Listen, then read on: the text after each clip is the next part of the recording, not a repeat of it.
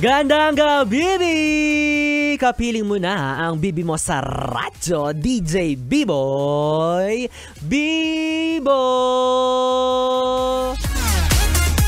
Oy, ikaw, pahiga-higa ka dyan ha. Hindi mo pa nga nahuhugasan yung pinagkainan mo ng hapunan. Ikaw kaya ka nasasabon ni mom and dad eh. Sige ka, ipapatapon ka nila sa US. Rich kid yarn. Ang sarap siguro maging rich kid, no? Yung tamang bigay lang si dad and mom ng allowance. Kasi sila kapag may kasalanan sila sa magulang, pinapatapon sila sa US. Kung ako yan, ipapatapon ako sa probinsya lang eh. Diba? Pagbabantayin lang ako dun sa sa mga hasyenda ni mama at papa. At least may hasyenda, diba? Pero sa probinsya nga lang. Tapos kapag malungkot, 'di ba, yung mga mayayaman, tamang higa lang sa bathtub na may music, samantalang ikaw kapag nakita kang nakasimangot, meron kang kurot. Oo, parang wala kang karapatang malungkot. Tapos kapag rich kid, tuwing umaga pwede kang mag-breakfast in bed. Pero ikaw, kapag kakain ka sa higaan, papagalitan ka ng mama mo. Sasabihin sa'yo, bawal kumain sa higaan, alam mo nang lalanggamin tsaka dadagain dyan eh. Nakakainis. Tapos sila pwedeng mag-request anytime ng gusto nilang kainin. Pero pag ikaw, masasabihan ka ng pal. Ano ba yung pal? Pal meaning palamunin na, paladesisyon pa sa uulamin.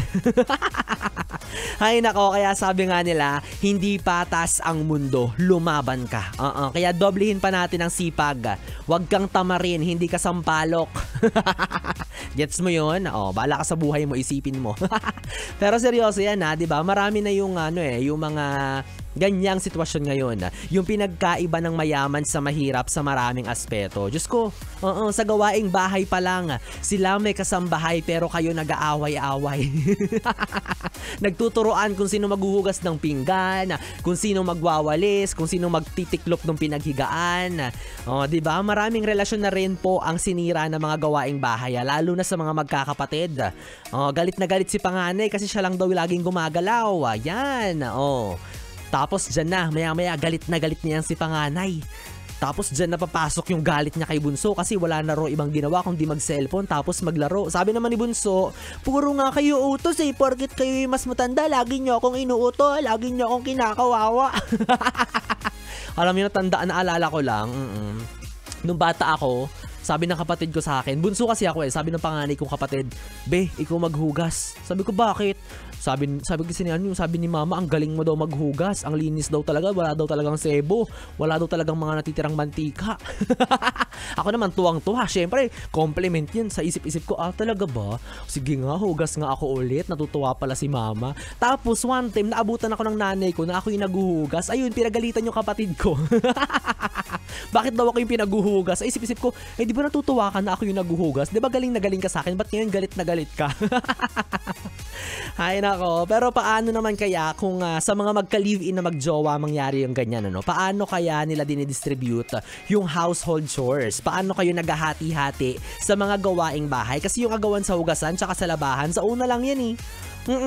Nagkakahiyaan pa kasi, pero kapag tumagal-tagal na, naku, nagbabatuhan na yan ng pinggan. Naglulunuran na yan sa sa labahan. Okay, labahan mo yung brief mo. Ang hirap-hirap tanggalin ng mancha, ang hirap-hirap tanggalin ng bakas nung kahapon. Sige nga, Bibi, gusto kong malaman ng opinion at kwento mo kung nakaka-relate ka sa usapan na kung paano nga ba dapat hinahati ang mga gawaing bahay ng mga magkasama sa bahay. I-PM yan sa aking Facebook Messenger, DJ B-Boy, Bibo, DJ B-I-B-O-Y, B-I-B-O. At maya-maya sabay-sabay natin nga basahin, pakinggan at pag-usapan para sa ating BB Time. Muli, kapiling mo DJ B-Boy Bibo, ang DJ na single, ready to mingle. Basta, walang label na mag-iiwan ng awitin para sa'yo na pagod na sa gawaing bahay dahil walang ibang katuwang sa buhay. Kaya bagay sa'yo ang awiting All By Myself by Eric Carmen, hatid sa'yo ng 101.1 Yes, the best. When I was young. Yes,